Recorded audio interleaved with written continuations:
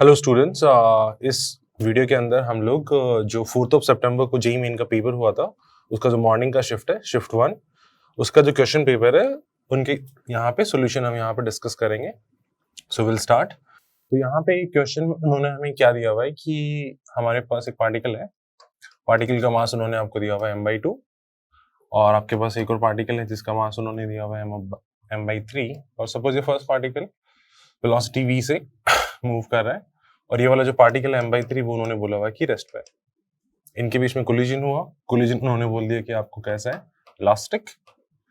And finally I am saying suppose after collision m/2 मास का जो velocity है वो v1 है और जो आपका m/3 मास है इसका velocity I am saying suppose it is v2। तो उन्होंने ये बोला कि ये कोलिजन हुआ इनके बीच में इलास्टिक। तो सबसे पहले क्वेश्चन में आगे उन्होंने क्या पूछा, उसके पहले हम ये v1 और v2 अगर कैलकुलेट कर लें। So first equation that we are going to use is P initial equals to P final, momentum conservation. Equation you'll write m/2 into, I'm calling it suppose V0 and plus momentum of this is 0 equals to m/2 into V1 plus m/3 into V2. First equation. Also as collision is elastic, so E का value 1 है, so velocity of separation upon velocity of approach. So this will give us our second equation. और इन दोनों equation से अगर आप v1 की value, because हमें question में उन्होंने D Broglie wavelength first particle के करस्पॉन्डिंग ही पूछा है, सो फ्रॉम 1 and 2 अगर हम सिंप्लीफाई करेंगे तो हमें v1 का जो वैल्यू है वो v0/5 मिलेगा। क्वेश्चन में इसको u बोला हुआ है बट ओवरऑल ये बोल रहा है कि जो पार्टिकल है m/2 मास वाला, फॉर m/2 मास, क्योंकि हमें उसी का डी ब्रोगली वेवलेंथ उसी के करस्पॉन्डिंग देखना है। तो इनिशियली जो था इसका जो मास तो m/2 है, इसका वेलोसिटी v0 था, तो आफ्टर कोलिजन इस पार्टिकल का जो वेलोसिटी है वो v0/5 हो गया। यहाँ पे मैंने बोला इसके इस मोशन की वजह से जो डी ब्रोगली वेवलेंथ है suppose that is lambda naught और यहाँ पे है वो लैम्डा, तो हमें लैम्डा और लैम्डा नॉट में डिफरेंस फाइंड आउट करना है। अच्छा, वैसे डी ब्रोगली वेवलेंथ के लिए हम ये बोल सकते हैं कि de Broglie wavelength is inversely proportional to momentum. So यहाँ पे इसी का मैं यूज कर रहा हूँ, and I will say initially de Broglie wavelength upon final de Broglie wavelength is equals to final momentum, that's m/2 into v0/5 upon initial momentum is m/2 into v0। So overall यहाँ से आपको जो lambda मिलेगा that will be 5 lambda naught. तो final de Broglie wavelength उसका 5 lambda not है, अगर initially उसका लैम्डा नॉट है। तो यहाँ पे अगर आप चेंज फाइंड आउट करना चाहो, क्वेश्चन में वही हमसे पूछा जा रहा है,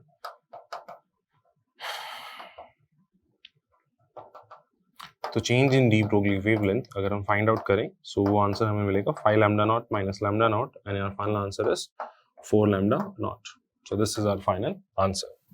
ओके, सो यहाँ पे क्वेश्चन में उन्होंने हमें आइस और वाटर है उनका कुछ मिक्सचर हुआ है और उसी के रिगार्डिंग उन्होंने आपसे कुछ पूछा है। तो डेटा उन्होंने क्या दिया हुआ है कि आपके पास 100 ग्राम ऑफ आइस है और टेम्परेचर उसका उन्होंने दे दिया 0 डिग्री। इसको आप मिक्स कर रहे हैं 200 ग्राम्स ऑफ वाटर और जिसका जो टेम्परेचर है दैट इज 25 डिग्री सेल्सियस। इनको जब आपने फाइनली मिक्स किया तो हमारा जो फाइनल मिक्सचर है ना उसका टेम्परेचर क्वेश्चन में बोल रहे हैं कि finally the mixture reaches to 0 degree Celsius. तो इस पूरी प्रोसेस में कितना ग्राम आइस मेल्ट हो गया वो आपसे पूछ रहा है।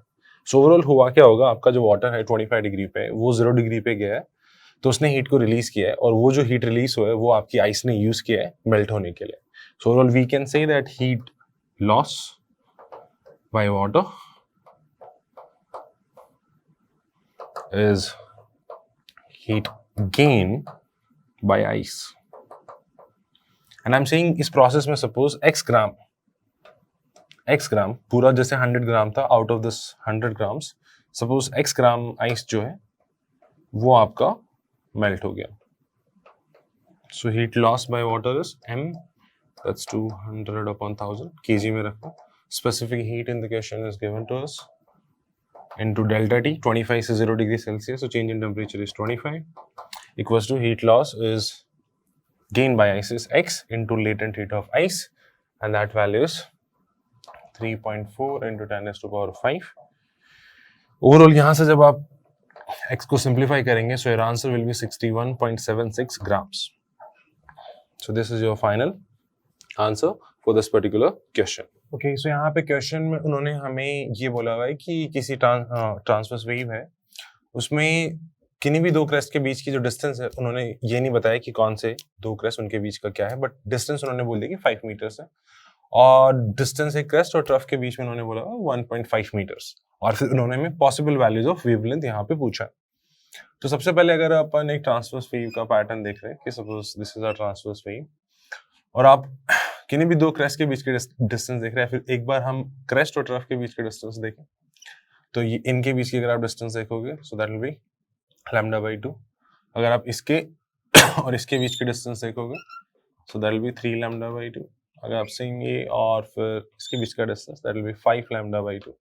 सो that means distance between crest and trough λ/2 का ऑड मल्टीपल है। तो मैं जो उन्होंने इन्फॉर्मेशन दिया हुआ कि वो डिस्टेंस 1.5 मीटर्स है, उसके लिए मैं इक्वेशन ऐसा लिख सकता हूँ कि 1.5 is equal to 2n1 + 1 times of λ/2। λ/2 का ऑड मल्टीपल होगा, कौन सा मल्टीपल होगा वो हमें नहीं पता है, बट ऑड मल्टीपल होगा इतना हम श्योर है। So this is our first equation.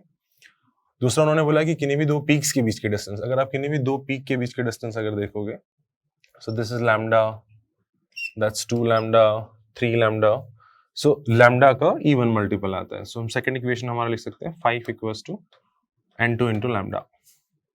अब ये हमारे पास दो इक्वेशन है, इन दोनों इक्वेशन को अगर हम डिवाइड करें, suppose this equation 1 and that's equation 2, सो अगर हमें इन्हें डिवाइड करके 1/2 अब डिवाइड करेंगे, तो उससे हमें n1 n2 में एक रिलेशन मिलेगा, and that relation will be 3n2 = 10n1 + 5।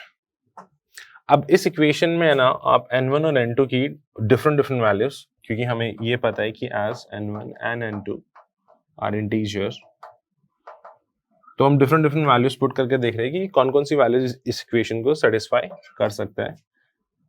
सो हम putting n1 values over here, n2 values over here, और उसके करस्पॉन्डिंग लैम्डा का हमें क्या वैल्यू मिलेगा वो। सो n1 का वैल्यू 1 और इसका 5 होगा, तो अगर आप वहां पे इक्वेशन में चेक करो तो आपको 15 सेम आएगा। सिमिलरली अगर ये 4 हुआ और ये 15 हुआ, तो भी आपकी इक्वेशन सेटिस्फाई करेगा। ये 7 हुआ और ये 25, तो भी ये आपकी इक्वेशन सेटिस्फाई करेगा। तो ऐसे बहुत सारे सेट ऑफ वैल्यूज है n1 और n2 की जो इस इक्वेशन को सेटिस्फाई करेगा, और इनके करस्पॉन्डिंग अगर आप लैम्डा की वैल्यू कैलकुलेट करेंगे, so you will get 1, 1/3, 1/5 and so on. So यहाँ से हम बोल सकते हैं कि हमारी जो लैम्डा की पॉसिबल वैल्यूज है, that's like 1, 1/3, 1/5 and so on. तो ये हमारा फाइनल आंसर होगा यहाँ पे कि पॉसिबल वैल्यूज ऑफ लैम्डा।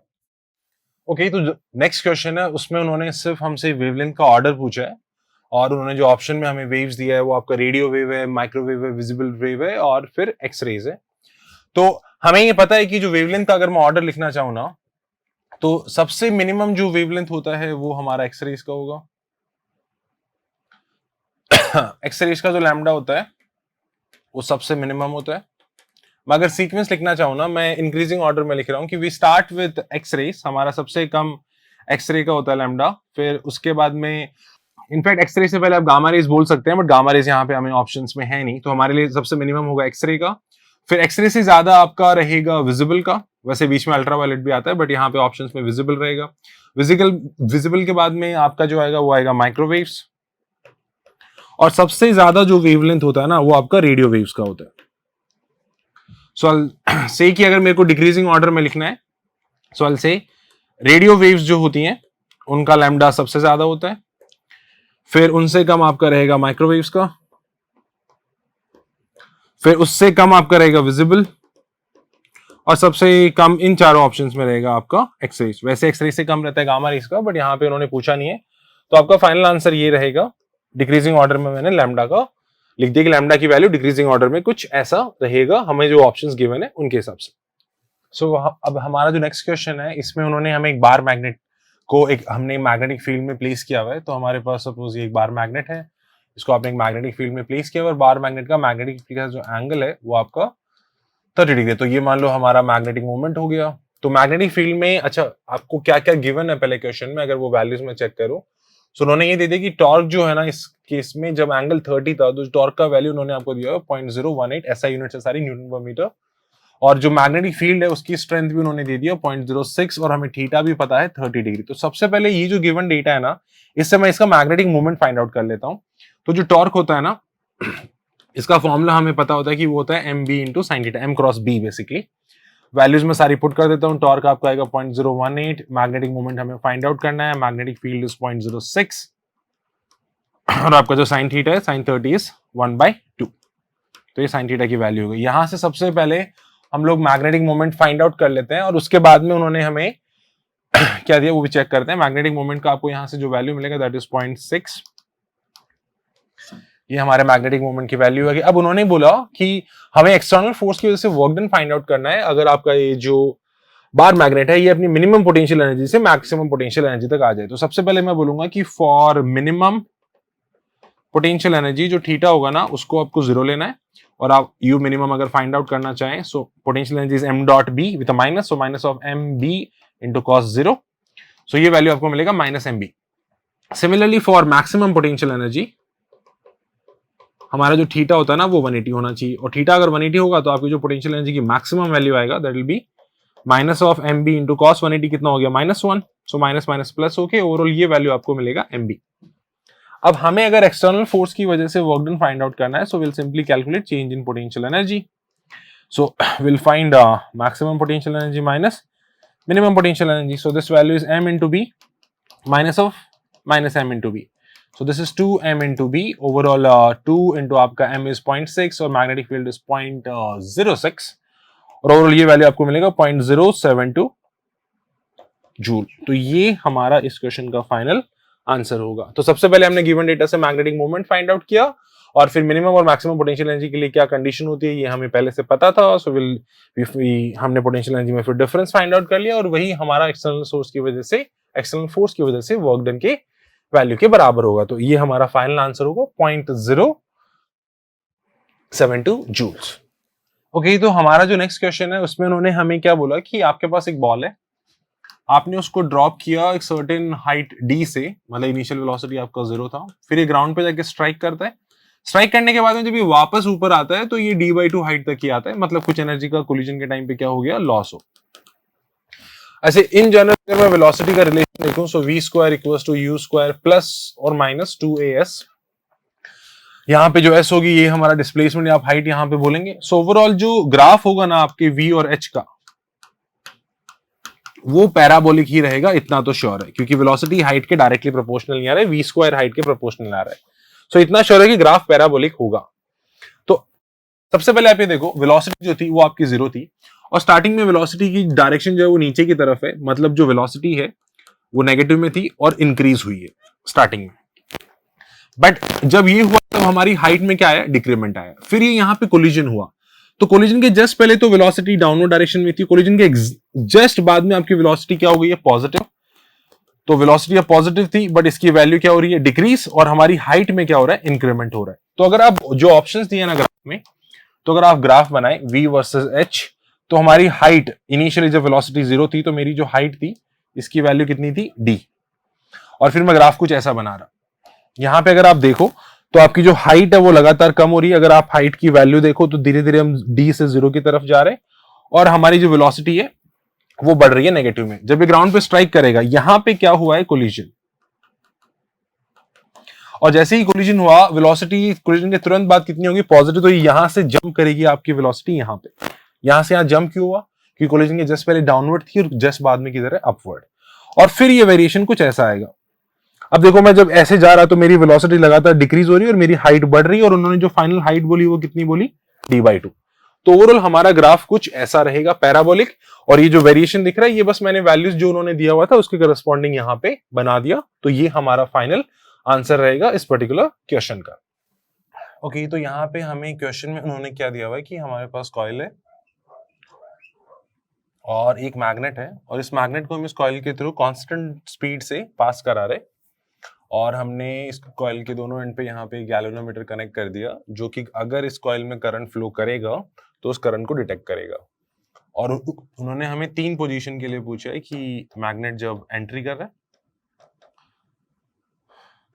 जब कंप्लीटली इनसाइड है, और लास्ट आपका है एग्जिट।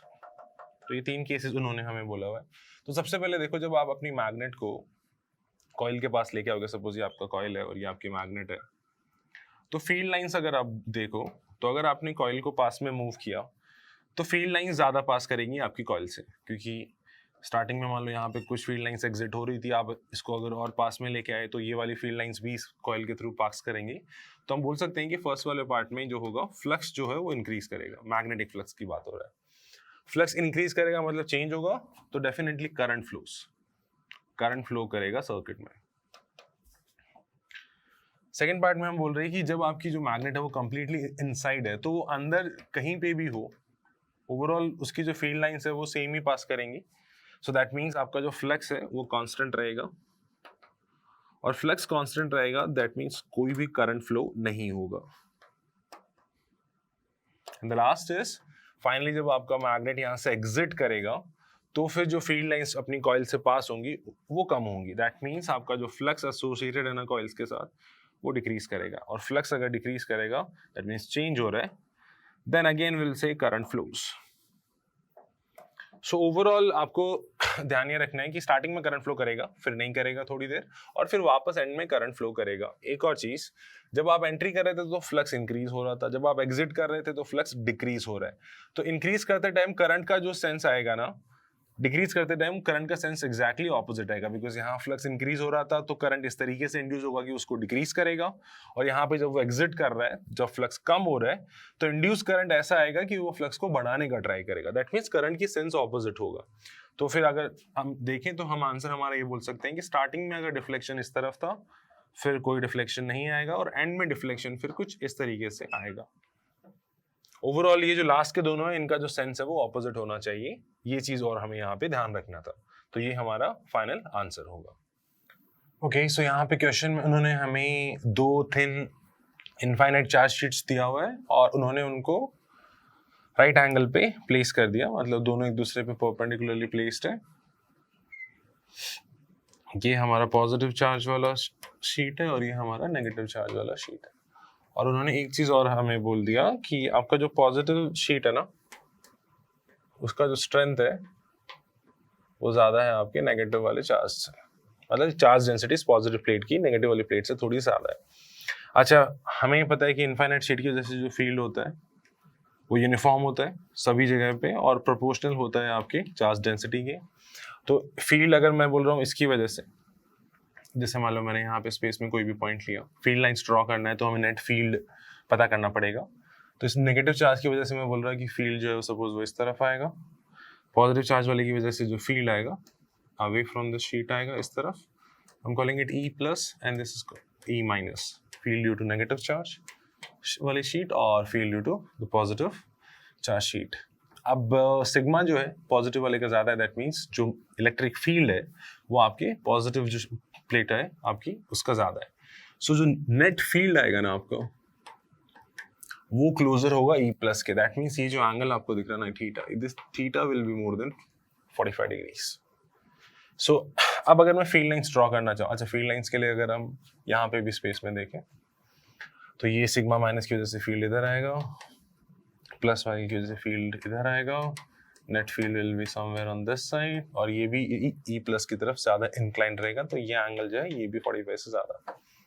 सिमिलरली यहाँ पे अगर मैं एक पॉइंट ले रहा हूँ तो प्लस वाली जो शीट है उसकी वजह से फील्ड इधर आएगा, नेगेटिव वाली की वजह से फील्ड इधर, net field will be on this side, this is E minus, this is E plus, ये इसके पास रहेगा, again this angle will be more than 45। E net E plus की तरफ ज़्यादा रहेगा बिकॉज उसका मैग्नीट्यूड ज़्यादा है। सेम वे में नेगेटिव प्लेट की वजह से E minus, E plus, this is your E net and this angle again will be more than 45 degree। अब अगर फील्ड लाइंस आप देखो तो अगर मैं फील्ड लाइंस ड्रॉ करना चाहूँ फाइनली, तो इस प्लेन में आप किसी भी पॉइंट पे देखेंगे तो नेट फील्ड लाइंस आपको कुछ ऐसे ही दिखेंगे, बट ये जो एंगल है ये आपका 45 से ज़्यादा रहेगा। सेम वे में इधर भी फील्ड लाइंस आपकी ऐसा डायरेक्शन अगर आप वहाँ से देखें तो कुछ इस तरीके से रहेगा, यहाँ पे नेट फील्ड इस डायरेक्शन में रहेगा और यहाँ पे आपका फील्ड जो है वो इस डायरेक्शन में रहेगा। बट ये जो लाइंस है ये 45 से ज़्यादा एंगल बना के रखेगा। बस मैं ये बोलना चाह रहा है कि ये जो भी एंगल आपको दिख रहे हैं ना, theta theta, all these angles are more than 45 degree, तो उसके करस्पॉन्डिंग आपको अपना आंसर देना है। तो ये हमारी फाइनल फील्ड लाइंस कुछ इस तरीके की होंगी। ओके तो अब हमारा जो नेक्स्ट क्वेश्चन है उसमें उन्होंने हमें 5 पार्टिकल दिए हुए हैं, उनके मासेस भी उन्होंने दिए हुए हैं, और जो फर्स्ट पार्टिकल है उसकी सपोज वेलोसिटी v है और वो कोलिजन करता है सेकंड से, सेकंड वाला फिर थर्ड से, ऐसे सीरीज में कोलिजन हो रहे हैं, और हर एक कोलिजन इन इलास्टिक है, मतलब फर्स्ट वाला सेकंड से स्टिक होगा, फिर फर्स्ट और सेकंड जाके थर्ड से स्टिक होंगे, थर्ड वाला जाके फिर फर्स्ट सेकंड थर्ड जाके फोर्थ वाले से स्टिक होंगे, और फाइनली सारे पार्टिकल एक पॉइंट पे एक साथ स्टिक हो जाएंगे। तो हम स्टार्ट इससे कर रहे हैं कि आपका ये जो इनिशियली पार्टिकल जो था ना m मास का, ये v से आया और बाकी सब पार्टिकल रेस्ट पे थे, और फाइनली मैं बोल रहा कि हमारा जो टोटल मास आप होगा, अगर आप इन सभी के पार्टिकल्स के मासेस को ऐड कर दो, बिकॉज देखो आप फर्स्ट और सेकंड के बीच में मोमेंटम कंजर्वेशन लगाओगे, फिर फर्स्ट सेकंड वाले थर्ड से जाएंगे वापस मोमेंटम कंजर्वेशन, तो मैं इनिशियली जो मोमेंटम था और जो फाइनल मोमेंटम है उनको मैं सीधा सीधा इक्वेट कर रहा हूं। तो हमारी फाइनली अगर आप टोटल मास देखोगे, that will B 8 + 4 that's 12 15 16 m। सो हमारा फाइनल जो टोटल मास हो जाएगा, सारे पार्टिकल एक साथ क्लब हो जाएंगे, उस टाइम पे मैं बोल रहा कि इसके फाइनल स्पीड मान लो कितनी है v डैश। तो हमारा फर्स्ट स्टेप रहेगा कि p initial equals to p final, हम लोग मोमेंटम कंजर्वेशन यूज में लेंगे। सो यहां से आपको मिलेगा m into v is 16m into v dash. यहां से आपको जो v डैश है इसका जो वैल्यू मिलेगा that will B v/16। So overall हमें हमारी जो फाइनल वेलोसिटी है वो यहाँ पे मिल गया कि हमारी जो फाइनल वेलोसिटी यहाँ आ रहा है दैट इज v/16। अब मैं काइनेटिक एनर्जी देख रहा हूँ, इनिशियल काइनेटिक एनर्जी अगर आप लिखो, सो हमारे पास फर्स्ट पार्टिकल था, उसकी वेलोसिटी v था। फाइनल काइनेटिक एनर्जी अगर मेरे को लिखना हो, so half into total mass is 16m into जो फाइनल वेलोसिटी है दैट इज v/16, तो इसका होल स्क्वायर। सो यहाँ से आपको जो फाइनल काइनेटिक एनर्जी आपका मिलेगा दैट विल बी 1/32 mv²। सो ये आपकी फाइनल काइनेटिक एनर्जी आ गई। और फिर से हमें परसेंटेज अगर लॉस उन्होंने पूछा है, so will do initial kinetic energy minus final upon initial kinetic energy into 100%। So will have this minus this upon this, आपका mv² तो न्यूमरेटर डिनोमिनेटर सबसे कैंसिल होगा, and we will have 1/2 minus 1/32 upon 1/2 into 100%। So this value will be 15/16 into 100%, and this will be 93.75%। तो इतना आपका kinetic energy में loss हो जाएगा, ये आपका फाइनल आंसर है। ओके जो हमारा जो नेक्स्ट क्वेश्चन है, इसमें उन्होंने हमें ये बोला कि हमारे पास एक एयर बबल है और वो पानी के अंदर है, तो और उन्होंने बबल के अंदर ये बोला कि आपकी एयर फिल्ड है और उस एयर का मास उन्होंने बोला m है। अच्छा बबल अगर पानी के अंदर है तो इस पे एक तो बायंसी फोर्स लगेगा और एक इसका जो वेट है, क्योंकि इसमें एयर है उसका उन्होंने मास दिया है, तो इसका वेट मैं बोल रहा है mg है। इन्होंने ये बोल दिया कि एक्सेलरेशन जो है वो अपवर्ड डायरेक्शन में। एक्सेलरेशन का वैल्यू वैसे उन्होंने दिया 9.8 centimetre per second square, so I will write this as 9.8 upon 100 metre per second square. तो ये हमारा एक्सेलरेशन उन्होंने दे दिया। अब आप यहां से इक्वेशन इस बॉडी के लिए क्या लिखेंगे, इस पे मैं लिखूंगा नेट फोर्स होगा FB minus mg equals to ma। यहां से आप एक्सेलरेशन कितना लिख सकते हो, buoyancy force upon m minus g। अच्छा ये जो FB है ये हमारा बायंसी फोर्स है। बायंसी फोर्स की वैल्यू क्या लिखेंगे, density of water into volume v into g। अब उन्होंने आपको डेंसिटी ऑफ एयर वगैरह भी दिया, तो ये वॉल्यूम आप इसकी, अच्छा रेडियस उन्होंने आपको दे दिया है बबल का, तो आप वॉल्यूम भी बता सकते हैं, डेंसिटी ऑफ वाटर भी गिवन है। सो अब बस आपको वैल्यूज पुट करना है। एक्सेलरेशन का वैल्यू वैसे कितना हो गया 9.8 upon 100 equals to buoyancy force को लिख रहा हूं density of water into volume is 4/3 pi, और जो रेडियस उन्होंने क्वेश्चन में दिया 1 सेंटीमीटर है, so 1/100 4/3 pi r cube into g that is 9.8 whole divided by mass m minus ये आपका हो गया 9.8। यहां से आप जब इस m को सिंप्लीफाई करेंगे ना फाइनली, तो आपको आंसर जो मिलेगा वो मिलेगा 4.147 ग्राम्स। तो इतने ग्राम आपका एयर फील्ड है आपके इस बबल के अंदर, और ये हमारे इस क्वेश्चन का फाइनल आंसर हो गया। सो ओवरऑल यही इस क्वेश्चन का फाइनल आंसर है, बहुत ही स्ट्रेट फॉरवर्ड क्वेश्चन था।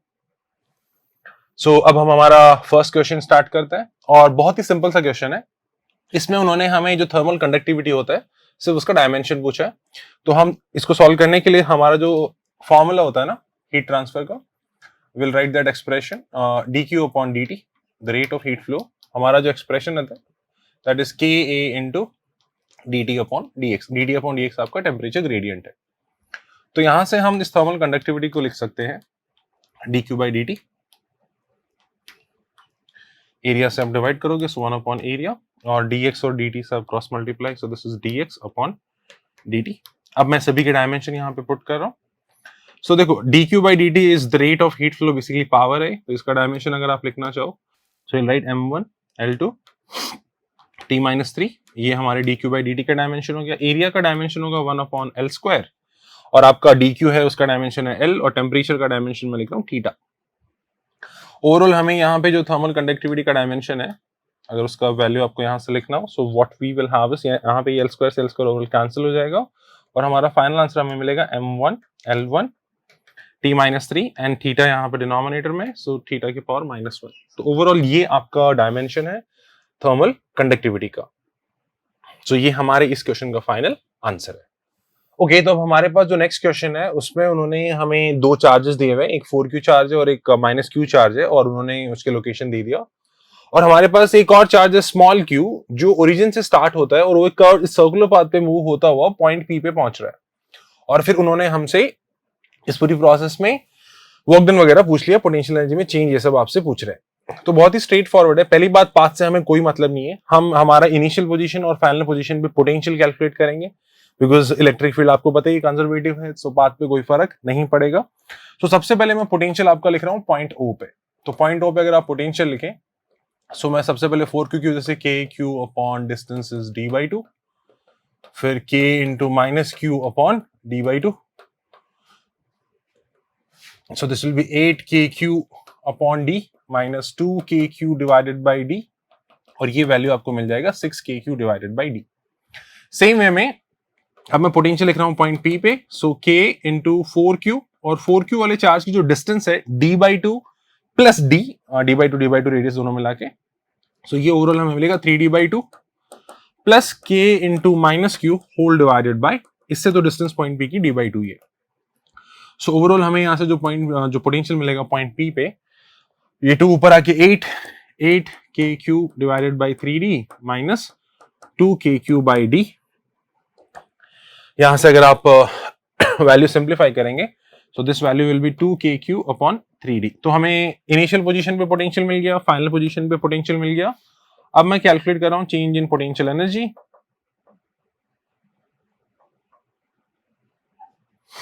सो पोटेंशियल एनर्जी में चेंज को आप लिख सकते हो चार्ज हमारा small q into change in potential. So हम लिख रहे हैं charge into potential at point P minus potential at point O। हम वैल्यूज यहां पे पुट कर रहे हैं, सो q into 2kq upon 3d minus 6kq upon d।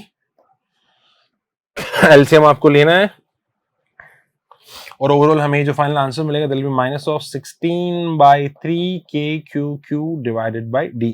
तो ये आपका फाइनल आंसर होगा इस पर्टिकुलर क्वेश्चन का। तो बहुत स्ट्रेट फॉरवर्ड था, हमने इनिशियल पोजीशन पे पोटेंशियल लिखा और फाइनल पोजीशन पे पोटेंशियल लिखा, change in potential multiplied by charge will give us change in potential energy, और उससे हमने हमारी पोटेंशियल एनर्जी में चेंज कितना हुआ वो फाइनली कैलकुलेट कर लिया, और ये हमारा फाइनल आंसर है।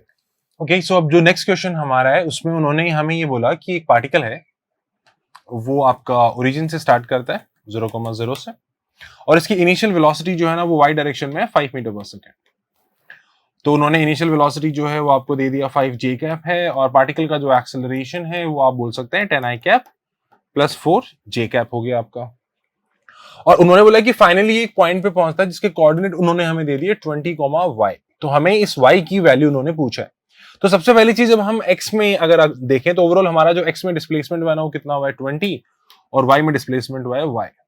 तो मैं सबसे पहले मेरे वेरिएबल्स अलग अलग डायरेक्शन में लिख रहा हूं, x direction and y direction. हमारे पास x में जो इनिशियल वेलोसिटी है वो 0 था, x में एक्सेलरेशन जो है हमारा 10 है, y में हमारी इनिशियल वेलोसिटी जो है वो 5 है, और y में हमारा जो एक्सेलरेशन है वो 4 है। अब मुझे x में डिस्प्लेसमेंट पता है वो वैल्यू कितनी है, जब हम ओवरऑल इस पॉइंट पे पहुंचे तो हमारा x में डिस्प्लेसमेंट कितना हुआ है 20। So I am using the equation s equals to ut plus half a t square, because acceleration हमारा कांस्टेंट ही है। So s equals to ut plus half acceleration into t square. So overall यहां से t square is 4। That means particle को इस point तक पहुंचने में 2 सेकंड लगेंगे। अब 2 सेकंड में हमें ये फाइंड आउट करना है कि हमारा y डायरेक्शन में डिस्प्लेसमेंट कितना हुआ है। So I write s equals to u into t plus half into a into t square, that's 10 and this is 8, so this is 18 metre. और हमारा y में डिस्प्लेसमेंट यहाँ पे क्वेश्चन में कितना बोला है y। सो ओवरऑल यहाँ पे हम जो y की वैल्यू है वो कितनी बोल सकते हैं, 18। और यही आपका फाइनल आंसर है। तो सिंपल सा क्वेश्चन था। हमने सबसे पहले टाइम कैलकुलेट किया, हाँ, क्योंकि हमें एक्स में डिस्प्लेसमेंट भी पता है, एक्सेलरेशन भी पता था, तो हमने पहले टाइम फाइंड आउट किया कि इसको यहां से यहां तक पहुंचने में कितना टाइम लगेगा, और फिर हमने उतने टाइम में हमारा वाई डायरेक्शन में कितना डिस्प्लेसमेंट हो पाएगा वो इजीली कैलकुलेट किया, और हमारा फाइनल आंसर जो है, तो उससे हमें पता चला कि जो वाई की वैल्यू वो कितना आएगा, 18। तो ये हमारा फाइनल आंसर हुआ। ओके, सो अब हमारा जो नेक्स्ट क्वेश्चन है उसमें उन्होंने हमें ये दिया है कि हमारी जो इंटेंसिटी है प्लेन पोलराइज्ड लाइट का, वो इंटेंसिटी उन्होंने हमें दे दिया है 3.3 वॉट पर मीटर स्क्वायर, और आपका जो एरिया उन्होंने दिया हुआ है वो उन्होंने दिया हुआ है 3 × 10⁻⁻⁴, और आपका पोलराइजर रोटेट हो रहा है, एंगुलर वेलोसिटी भी उन्होंने हमें क्वेश्चन में दे दिया, और वो हमसे ये पूछ रहे हैं कि ये कंप्लीट साइकिल में ओवरऑल कितनी एनर्जी ट्रांसमिट हुआ होगा। तो सबसे पहले मैं बोला कि जो प्लेन ऑफ जो आपका जो लाइट का जो प्लेन है, प्लेन ऑफ ऑसिलेशन, और जो पोलराइजर है, अगर उनके बीच में एंगल थीटा होता है तो हमारी जो एनर्जी ट्रांसमिट आप बोलोगे वो मैं बोल सकता हूँ intensity into area A into cos square theta, अगर उनके बीच का एंगल थीटा है। अब हमें कंप्लीट साइकिल में चाहिए, हमारा थीटा कंटिन्यूसली चेंज होगा, तो हमें ओवरऑल जो एवरेज एनर्जी ट्रांसमिट हो रहा है, एवरेज एनर्जी ट्रांसमिटेड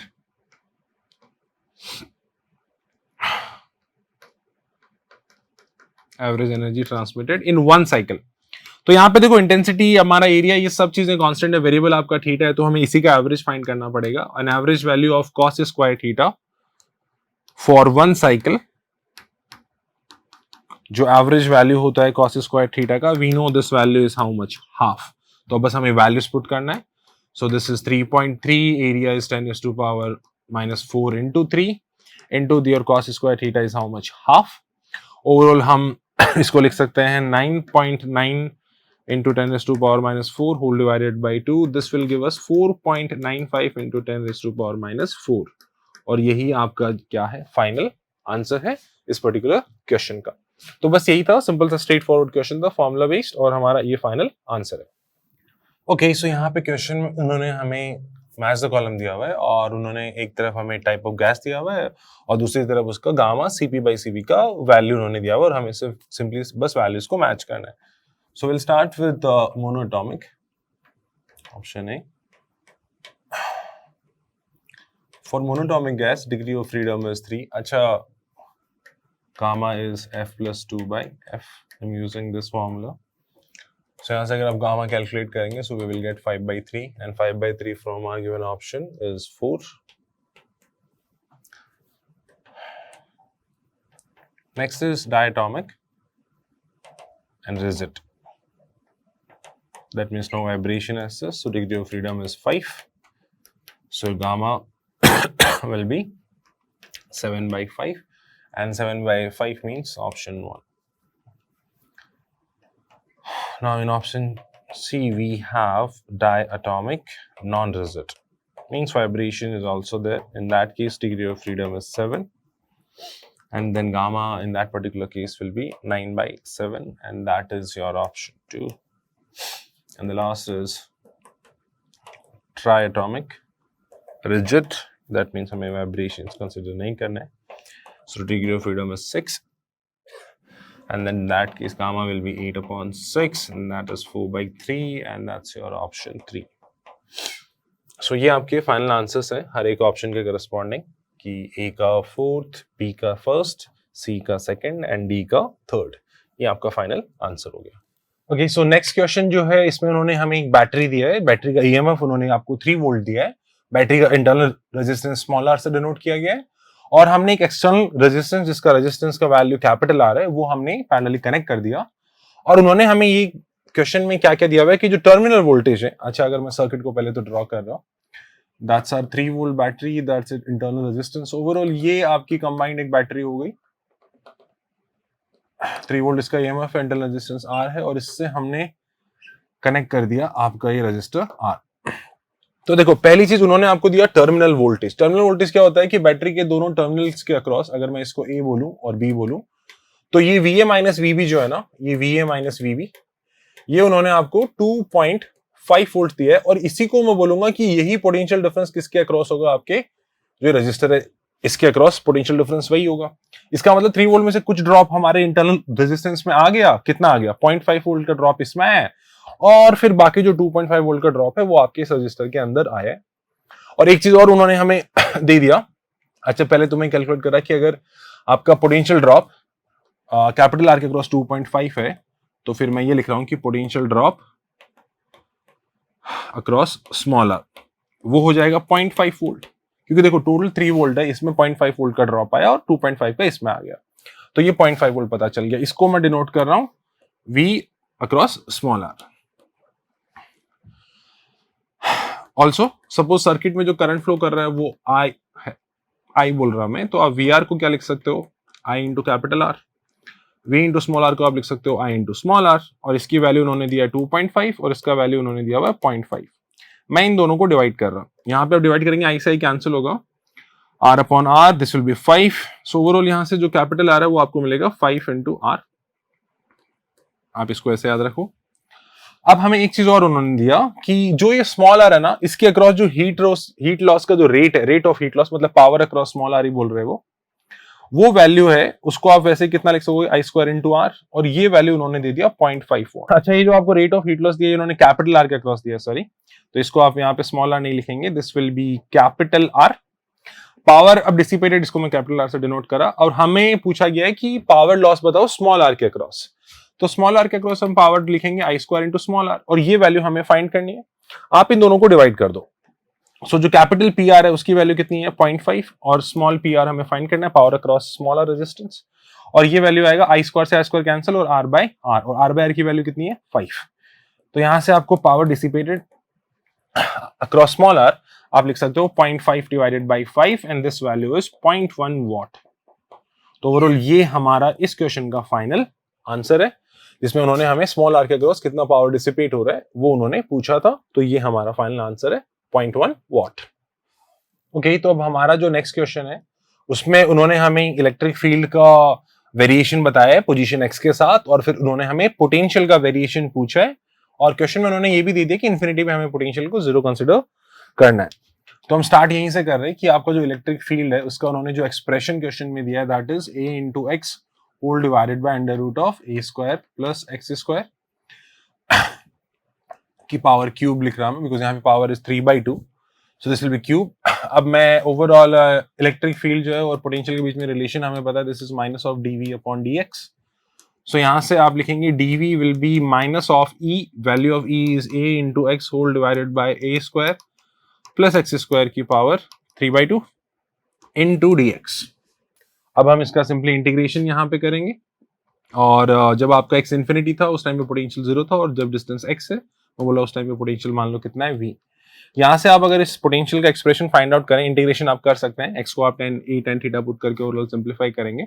सो यहाँ से जो फील्ड हमें मिलेगा that will be minus of a, limits भी आप पुट करेंगे, minus of a upon under root of A square plus X square. तो ये हमारे पोटेंशियल का वेरिएशन होगा x के साथ, और यही हमारा जो है फाइनल आंसर है इस पर्टिकुलर क्वेश्चन का। ओके, सो यहाँ पे क्वेश्चन में उन्होंने हमें स्टॉपिंग पोटेंशियल और फ्रीक्वेंसी जो है उसके बीच का ग्राफ दिया हुआ है, और ग्राफ में आप अगर पॉइंट बी पे देखें तो वहां पे जब आपका फ्रीक्वेंसी इज 5.5 इंटू 10⁻14 हर्ट्ज, तो आपका जो स्टॉपिंग पोटेंशियल है वो 0 रहता है, मतलब उसकी हमें जरूरत नहीं पड़ता है। तो हम स्टॉपिंग पोटेंशियल और वर्क फंक्शन और हमारी जो फ्रीक्वेंसी है उसमें रिलेशन अगर देखना चाहें, सो E into Vs is h into nu minus phi. We know this relation. यहाँ पे अब मैं पुट कर रहा हूँ कि आप फ्रीक्वेंसी को 5.5 इंटू 10⁻14 हर्ट्ज, और उस टाइम पे स्टॉपिंग पोटेंशियल की वैल्यू आप 0 कर सकते हैं। तो यहाँ से अगर मेरे को वर्क फंक्शन का वैसे अगर लिखना पड़े relation, so I just right h nu by e, और इससे मेरे को जो आंसर मिलेगा वो मेरा इलेक्ट्रॉन वोल्ट में मिलेगा, बिकॉज Vs को आप 0 पुट कर देंगे। अल्टीमेटली आप इसको यहाँ से ये लिख सकते हैं Vs is h nu by e minus 5/e। Overall आप इसको ऐसा लिख सकते हैं, इसमें Vs को 0 कर पुट कर दीजिए, और इसको आप 5.5 इंटू 10⁻14, और यहाँ से हम वर्क फंक्शन की अगर वैल्यू कैलकुलेट करना चाहें, सो h का वैल्यू आप 6.6 इंटू 10⁻−34, आपकी जो फ्रीक्वेंसी है that is 5.5 into 10⁻14 hertz whole divided by e is 1.6 into 10⁻19। Overall यहाँ से जब आप वर्क फंक्शन सिंप्लीफाई करेंगे so your final answer will be 2.27 electron volt. So this is your final answer for this particular question. So अब हमारा जो next question है इसमें उन्होंने हमें दो सर्कुलर आर्क दिया हुआ है और दोनों कॉन्सेंट्रिक है, मतलब दोनों का सेंटर सेम है. तो उन्होंने हमें क्या दिया है कि हमारे पास एक सर्कुलर आर्क है जो जिसका ये वाला एंगल उन्होंने 90 दिया हुआ है. मतलब ये जो आर्क है आपकी, ये आर्क सेंटर पे जो टोटल एंगल सबटेंड कर रहा है दैट इज 270, और इसमें जो करंट फ्लो कर रहा है वो उन्होंने 2 एम्पियर दिया है और इसकी जो रेडियस है वो भी उन्होंने आपको 2 सेंटीमीटर दिया है. सिमिलरली हमारे पास एक दूसरी सर्कुलर आर्क है जिसमें ये वाला एंगल उन्होंने 60 दिया है. तो ये सर्कुलर आर्क सेंटर पे जो एंगल सबटेंड कर रहा है ना दैट इज 300 डिग्रीज, और इसमें जो करंट है इसको मैं I2 बोल रहा हूँ, इसकी वैल्यू उन्होंने 3 एम्पियर दिया हुआ है, और जो रेडियस है इसको मैं बोल रहा हूँ R2 और ये वैल्यू उन्होंने 4 सेंटीमीटर दिया है. तो सबसे पहले तो मैं फील्ड का एक्सप्रेशन आपको बता रहा है कि magnetic field at the centre of a circular arc is mu naught I upon 4 pi R into theta. जहां पे जो थीटा होता है ना आपका, थीटा वो होता है आपका angle made by arc on centre. Centre पे कितना एंगल परफॉर्म कर रहा है. सो ओवरऑल मैं बस यहाँ पे अब आपको अगर फील्ड के एक्सप्रेशन लिख रहा हूँ. फर्स्ट वाले केस में जो फील्ड है इसको मैं B1 बोल रहा हूँ, सेकंड वाले केस में जो फील्ड है इसको मैं B2 बोल रहा हूँ. तो हमें B1 अपॉन B2 रेशियो इन्होंने पूछा, तो मैं वैल्यू स्ट्रेट फॉरवर्ड पुट कर रहा हूँ. म्यू नॉट इनटू I1 जो है वो आपका कितना हो गया 2 होल डिवाइडेड बाय 4 पाई. जो रेडियस है वो मैं सेंटीमीटर में पुट करा बिकॉज हम रेशियो लेंगे तो मीटर में कन्वर्ट करने की जरूरत नहीं है. तो दिस विल बी 2 इनटू आपका जो एंगल है वो हो गया आपका 270. दूसरे की फील्ड आप लिखेंगे म्यू नॉट इनटू I जो है वो 3 है अपॉन 4 पाई इंटू 4, और ये वाला जो एंगल है वो 300 है. यहां से अगर आप सिंप्लीफाई करें तो म्यू नॉट अपॉन 4 पाई का फैक्टर तो डायरेक्टली आपका कैंसिल हो गया, यहाँ से 2 का फैक्टर भी कैंसिल हो गया, और हमें यहां से मिलेगा ये 4/3 इंटू 270 अपॉन 300, इसको हम लिख सकते हैं 9 upon 10. So overall this is 3, 2 से आप कैंसिल करेंगे और फाइनली जो आंसर आपको मिलेगा दैट इज 6/5 और 1.2. तो ये आपका फाइनल आंसर है इस पर्टिकुलर क्वेश्चन का. तो बहुत ही स्ट्रेट फॉरवर्ड क्वेश्चन था. हमें दो आर्क दिया था, दोनों की वजह से हमने सेंटर पे फील्ड लिखा और हमें सिर्फ उसका रेशियो यहाँ पे पूछा गया था. तो इसका जो फाइनल आंसर हमें मिलेगा दैट इज 6/5. ओके, सो यहाँ पे क्वेश्चन में उन्होंने कंपाउंड माइक्रोस्कोप का एक सिचुएशन हमें दिया है जिसमें उन्होंने बोला कि जो फाइनल इमेज है वो वर्चुअली मैग्नीफाइड इमेज बना आपका 25 सेंटीमीटर आपके आई लेंथ से, और फिर उन्होंने टोटल मैग्निफिकेशन भी आपको दे दिया, ऑब्जेक्टिव लेंस का फोकल लेंथ भी उन्होंने दे दिया है, लेंथ ऑफ द ट्यूब भी गिवन है हमें 20 सेंटीमीटर, और फाइनली वो हमसे पूछ रहे हैं कि आपका जो आई लेंस है उसकी फोकल लेंथ कितनी है. तो एक बार इसका एक रफ अगर फिगर अपन बनाए, suppose this is your objective lens and that's your eye lens. मैं इसको बोल रहा हूँ फर्स्ट और इसको सेकंड, हमारा ऑब्जेक्टिव लेंस और आई लेंस. आपने यहाँ पे सपोज आपका ऑब्जेक्ट रखा हुआ है, ऑब्जेक्ट की यहाँ से मैं डिस्टेंस बोल रहा हूँ सपोज वो x है, और इस ऑब्जेक्ट की जो फर्स्ट इमेज बनी आपके ऑब्जेक्टिव लेंस से मैं उसको बोल रहा हूँ सपोज वो आई है. इसकी जो डिस्टेंस है इसको मैं बोल रहा हूँ v1. Length of the tube, दोनों लेंस के बीच के डिस्टेंस हमें दे दिया 20 सेंटीमीटर. जो आपका ऑब्जेक्टिव लेंस है उसकी फोकल लेंथ भी गिवन है आपको 1 सेंटीमीटर, और फिर आपका ये जो आई लेंस है उसके लिए I1 ऑब्जेक्ट का काम करेगा, और इसकी फाइनल इमेज में बोल रहा कि सपोज इसने यहाँ कहीं बनाई I2, और I2 की इससे जो डिस्टेंस है वो है 25. मैंने 25 इस तरफ लिया बिकॉज इमेज हमारी वर्चुअल है.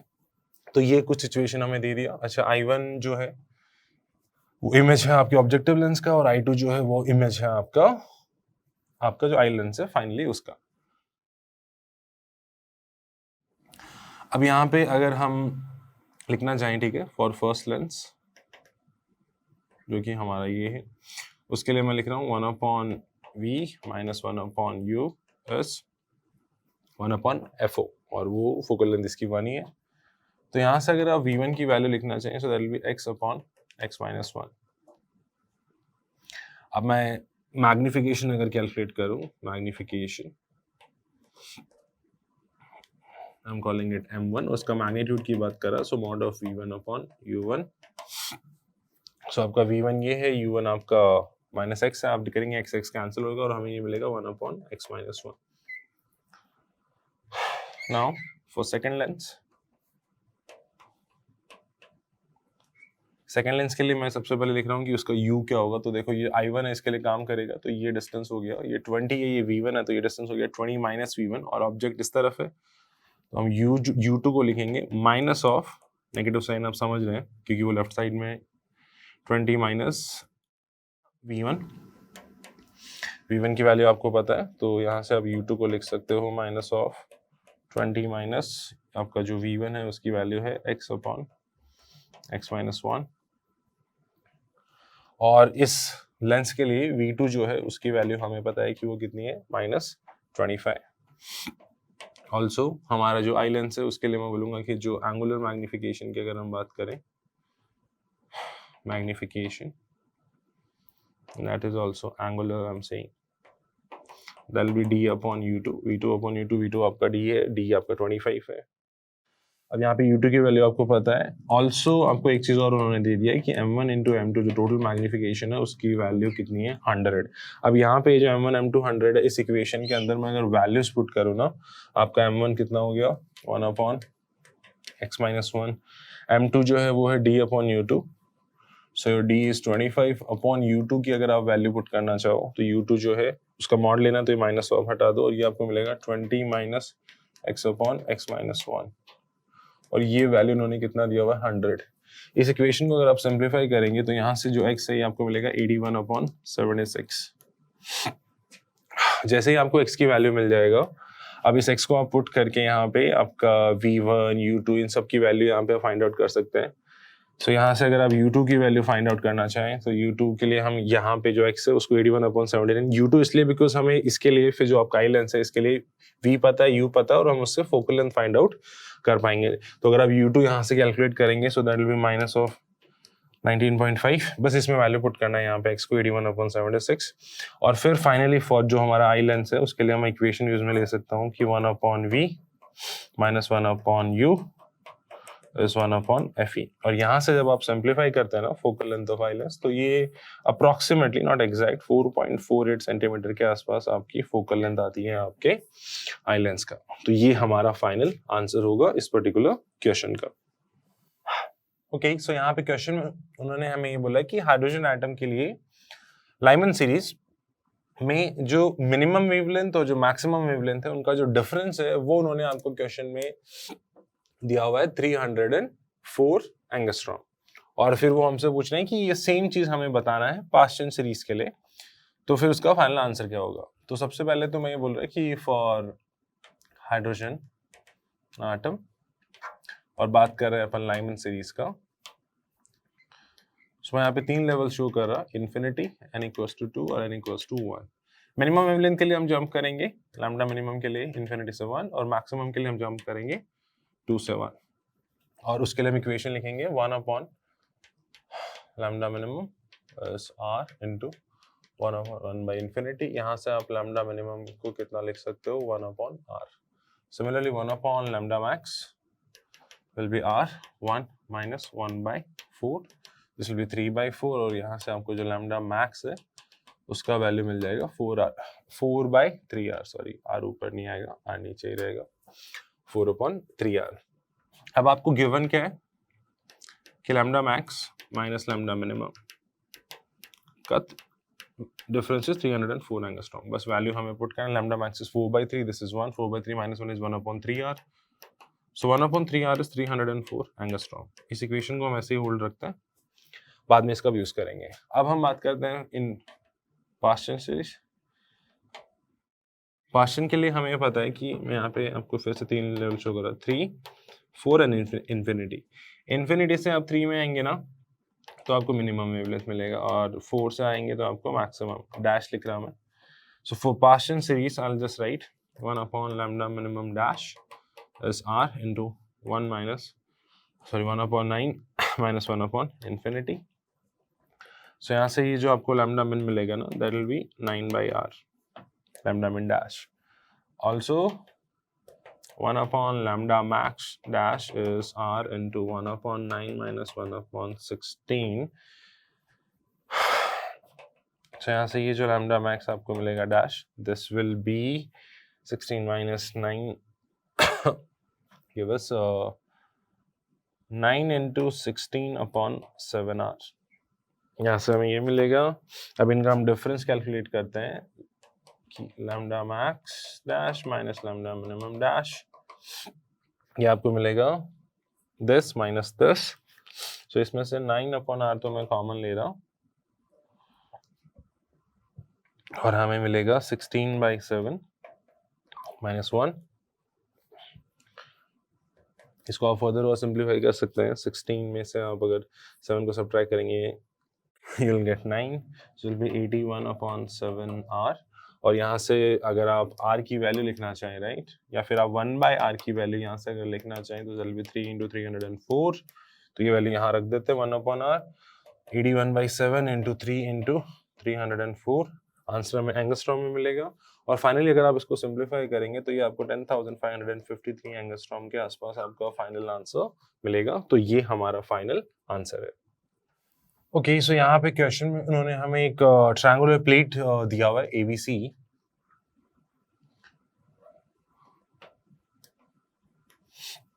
और इस ट्रायंगुलर प्लेट का जो सेंट्रोइड है, मैं इस सेंट्रोइड को बोल रहा हूँ G।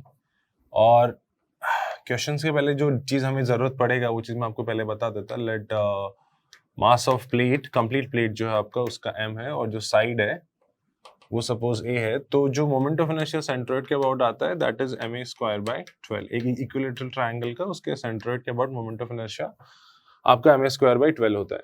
और इस वैल्यू को उन्होंने बोला हुआ है कि सपोज ये अगर क्या है I0, कंप्लीट जो शीट है उसका सेंट्रोइड के अबाउट मोमेंट ऑफ इनर्शिया को क्वेश्चन में उन्होंने बोला हुआ है कि सपोज वो आपका I0 है। अब वो क्या किया कि आपका ये जो प्लेट था, इस प्लेट में ये जो दोनों साइड्स है, अगर मैं इसको ABC बोल रहा तो AB का जो मिड पॉइंट है उसको उन्होंने D बोला है और AC का मिड पॉइंट है उसको E, और ये जो अपर हाफ है ये इन्होंने रिमूव कर दिया। दैट मीन्स अब हमारे पास सिर्फ ये लोअर हाफ ही बचा है और इस लोअर हाफ का हमें इस सेंट्रोइड G के अबाउट मोमेंट ऑफ इनर्शिया बताना है। अच्छा, मैं यहाँ पे ये बोल रहा है कि जो आपका ये अपर हाफ है इसका, इस ट्रायंगल का अगर आप सेंट्रोइड की बात करें तो हम calling that centroid as suppose G'। तो सबसे पहले मैं आपको ये बोल रहा है कि ये जो ट्रायंगल आपका है ना ADE, इसकी साइड लेंथ आप देखोगे तो कितनी है a/2, और कंप्लीट जो प्लेट था उसका साइड है a। तो साइड अगर a है और साइड हाफ हो जाएगा तो एरिया 1/4 हो जाएगा। मतलब टोटल एरिया अगर कैपिटल A है तो इसका area capital A/4, half 1/4 area है तो मास भी 1/4। तो कंप्लीट प्लेट का मास अगर m है तो इस अपर प्लेट जो है ये ट्रायंगल, इसका जो मास होगा ना, मास ऑफ दिस प्लेट, वो हम कितना बोलेंगे m/4। कि जो ADE वाला पार्ट है ना इसका अगर आप लिखना चाहें moment of inertia of ADE part about G', तो G' मैंने उसका सेंट्रोइड माना है, तो आप क्या लिखेंगे, m साइड कितनी है a/2 का होल स्क्वायर अपॉन 12।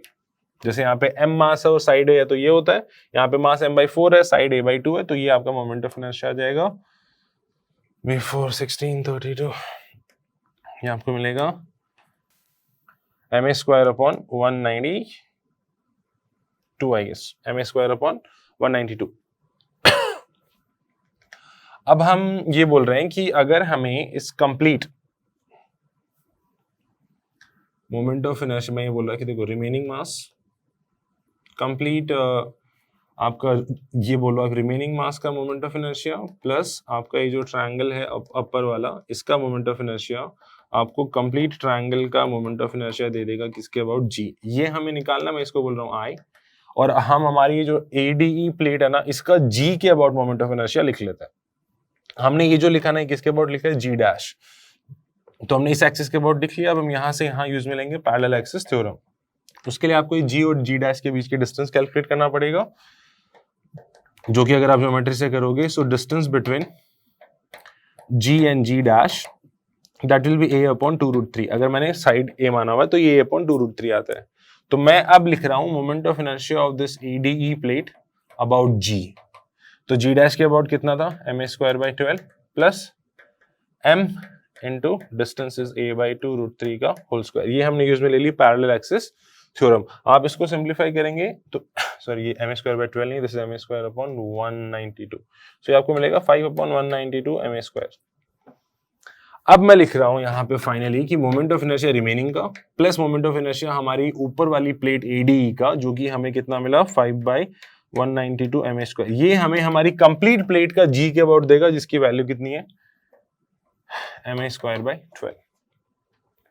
यहां से अगर आप इस आई को सिंप्लीफाई करें ना, तो ये आपको मिलेगा 11/16 टाइम्स ऑफ mh²/12। और हमारा ये जो mh²/12 है, ये आपका क्या है I0। सो हमारा जो रिमेनिंग मास है उसका अगर मोमेंट ऑफ इनर्शिया मैं लिखूं I, तो आप उस I को लिखेंगे 11/16 टाइम्स ऑफ I0, और यहाँ से हम कंपेयर करके हमारे n की वैल्यू कितनी बोल सकते हैं 11, और यही आपका फाइनल आंसर है इस पर्टिकुलर क्वेश्चन का।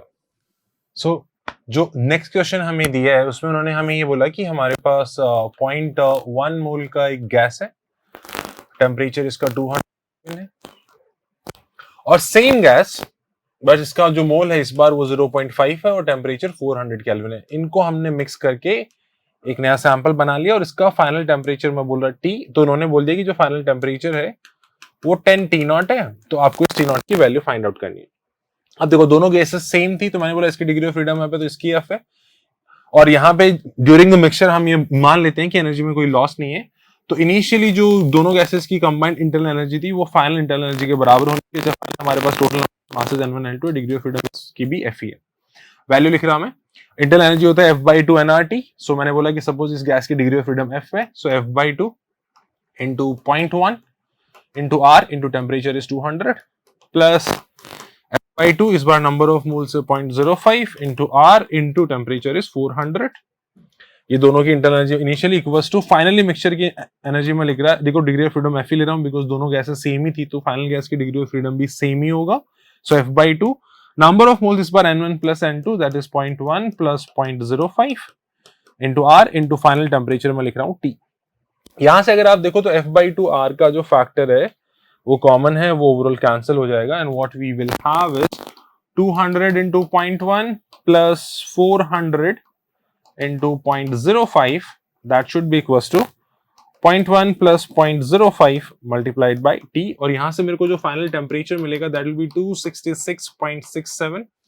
तो अब जो नेक्स्ट क्वेश्चन हमें दिया है उस क्वेश्चन में उन्होंने आपको एक डिस्क दिया है, और इस डिस्क का उन्होंने जो रेडियस है वो बोला कि R है, और सपोज ये डिस्क इस कोई एक्सिस है सेंटर से पास कर रहा है, इसके about angular velocity omega naught से रोटेट कर रहा है, और आपके पास एक और डिस्क है, ये वाला डिस्क का रेडियस R/2 है, मासेस उन्होंने दोनों के आइडेंटिकल दिए, तो इसका मास M है तो इसका भी M है, और ये स्टार्टिंग में रेस्ट पे था। फिर हमने इन दोनों को कंबाइन कर दिया और फाइनली हमारा जो अरेंजमेंट रहा कि हमारे पास ये जो डिस्क जिसकी रेडियस R है और दूसरा डिस्क जिसका रेडियस R/2 ये आपस में अटैच हो गए, इनको हमने आपस में अटैच कर दिया और फिर ये एक सिस्टम हो गया, आपस में ये स्टिक हो चुके हैं, और फिर ये पूरा सिस्टम सपोज किसी एंगुलर वेलोसिटी ओमेगा से रोटेट कर रहा है। तो वो हमें ये पूछ रहे हैं कि जब यहां से हम इस प्रोसेस में गए फाइनली इस सिचुएशन से इसमें, तो काइनेटिक एनर्जी में कितना लॉस हुआ। तो सबसे पहले तो हमें ये फाइंड करना होगा कि फाइनली जब ये दोनों कंबाइन हो जाएंगे तो ये किस एंगुलर वेलोसिटी से रोटेट करेंगे। इसके लिए हम जो कॉन्सेप्ट यूज में लेंगे वो होगा आपका conservation of angular momentum, because दोनों को अगर आप सिस्टम मानेंगे तो ओवरऑल इनके बीच में जो भी फोर्सेस लगे वो सारे इंटरनल हो गए और एक्सटर्नल कोई फोर्स की वजह से टॉर्क हमारे पास होगा नहीं, तो हम यहाँ पे एंगुलर मोमेंटम कंजर्व कर सकते हैं। तो मैं वही एग्जैक्टली अगर एंगुलर मोमेंटम कंजर्व करूं, L initial equals to L final. So initially ये जो डिस्क था इसका एंगुलर मोमेंटम तो 0 ही था, और हमारी जो अपर डिस्क है इसका एंगुलर मोमेंटम मैं लिख रहा हूं I into omega. So your I is mr²/2 into omega naught. Finally ये दोनों एक साथ हैं तो मैं इन दोनों का टोटल मोमेंट ऑफ इनर्शिया लिख रहा हूं।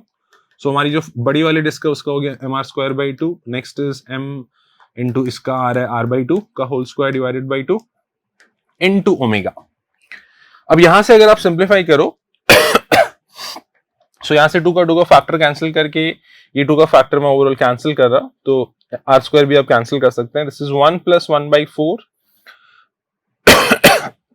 वो आपका हो जाएगा हाँ 5/4, और यहां से जो ओमेगा आपको मिलेगा that is 4 omega naught divided by 5।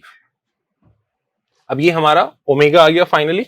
अब हमें परसेंटेज लॉस निकालना है, उसके लिए मैं सबसे पहले इनिशियल काइनेटिक एनर्जी लिख रहा हूं दैट इज हाफ I आई आपका सिर्फ इनिशियली हमें इसको तो कंसिडर करना ही नहीं है काइनेटिक एनर्जी में, half I into omega naught square, और फाइनल काइनेटिक एनर्जी अगर आप लिखें, अच्छा इसको आप पहले सिंप्लीफाई कर लें, इनिशियल काइनेटिक एनर्जी को थोड़ा सिंप्लीफाई करके हम लोग लिख सकते हैं M R square omega naught square divided by 4। Final kinetic energy के लिए मैं लिख रहा हूँ हाफ, हमारा आई इस बार होगा बड़े वाले डिस्क का एम आर स्क्वायर बाई 2 और स्मॉलर डिस्क का एम इंटू आर बाई 2 का whole square divided by 2 into final omega का स्क्वायर। इसको एक बार थोड़ा सा और सिंप्लीफाई कर लेते हैं फाइनल काइनेटिक एनर्जी को, तो विल हैव, आप ये 1/2 का फैक्टर कॉमन ले लो बाहर, 1/4, this is mr square plus mr square by 4 is 5/4, और हमारे पास एक 4 का फैक्टर था, सो 5/16 mr स्क्वायर। ओमेगा की वैल्यू आप यहां से पुट कर सकते हैं, 4/5 अगर आप पुट करोगे तो हमें मिलेगा 16/25 ओमेगा नॉट स्क्वायर। आप इसको थोड़ा सा और सिंप्लीफाई कर सकते हो, 16 से 16 आपका ओवरऑल कैंसिल आउट हो जाएगा और हमें यहां से मिलेगा 5। So this expression will be mr square omega naught square upon 5। तो पहली चीज आप ये देख सकते हो, आपकी इनिशियल जो काइनेटिक एनर्जी थी वो थी mr square omega naught square by 4, final kinetic energy mr square omega naught square by 5। तो डिक्रीमेंट तो डेफिनेटली आया है। अब मैं परसेंटेज लॉस अगर कैलकुलेट करना चाहूं in kinetic energy, so I will right initial kinetic energy minus final kinetic energy upon initial kinetic energy into 100%। अब हम सिर्फ इनकी वैल्यूज यहां पे पुट कर देते हैं।